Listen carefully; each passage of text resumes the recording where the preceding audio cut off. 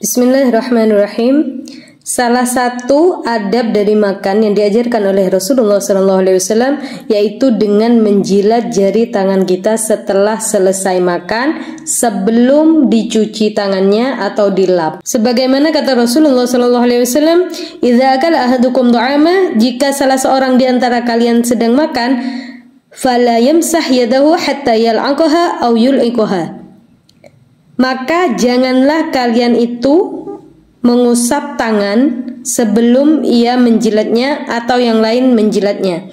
Maksudnya sebelum kita mencuci itu tangan, sebelum kita mengusap itu tangan, hendaknya baiknya kita menjilatnya, menjilat jari kita setelah makan, atau orang lain yang menjilatkan. Misalnya suami yang menjilatkan istrinya biar dapat berkahnya suami, atau anak yang menjilat jari tangan orang tuanya untuk mendapatkan keberkahan orang tuanya, dan yang semisalnya. Apa saja hikmahnya, pelajaran, kebaikan yang bakal kita dapat dengan kita mengikuti sunnah Nabi Muhammad dengan menjilat jari tangan kita setelah kita makan?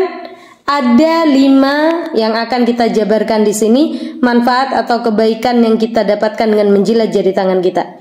Di antaranya, yang pertama, sebagaimana yang dilakukan oleh penelitian dokter, bahwasanya dengan kita menjilat jari tangan kita setelah makan itu memberikan efek kesehatan buat kita. Kata Dr. Charles, Amerika Serikat, makan menggunakan tangan dan menjilat jari jemari sesudah makan memiliki manfaat kesehatan.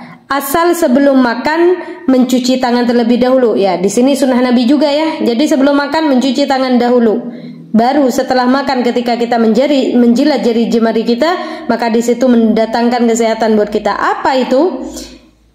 Dr. Charles ini mengakui bahwa di sela-sela jari manusia itu mengandung enzim, dan enzim ini berfungsi sebagai pengikat bakteri untuk menekan aktivitas bakteri ketika masuk bersamaan dengan makanan. Selain manfaat tersebut, enzim ini juga berfungsi sebagai kekebalan tubuh manusia.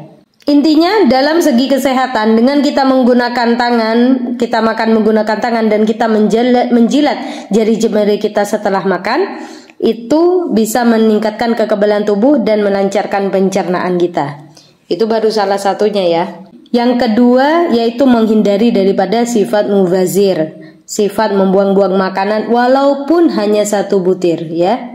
Jadi menghindari sifat mubazir.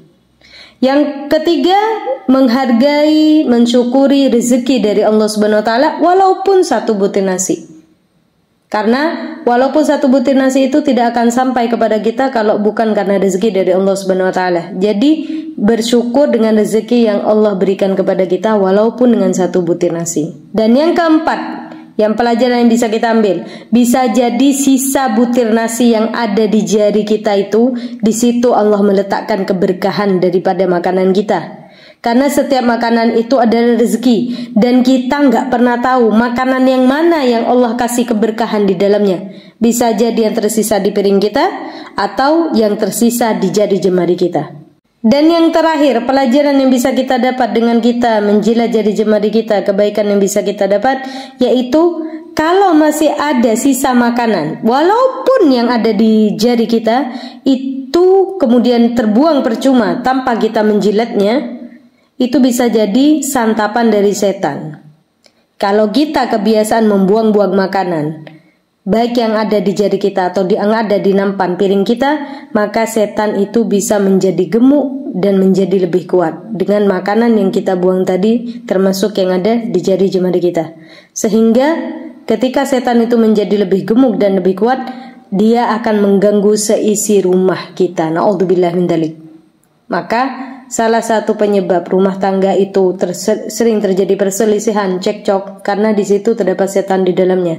Dan jangan pernah memberikan setan makanan, jangan pernah membuat setan itu menjadi lebih gemuk dengan sisa makanan yang kita buang. Semoga bermanfaat. Wallahu a'lam bishawab. Assalamualaikum warahmatullahi wabarakatuh.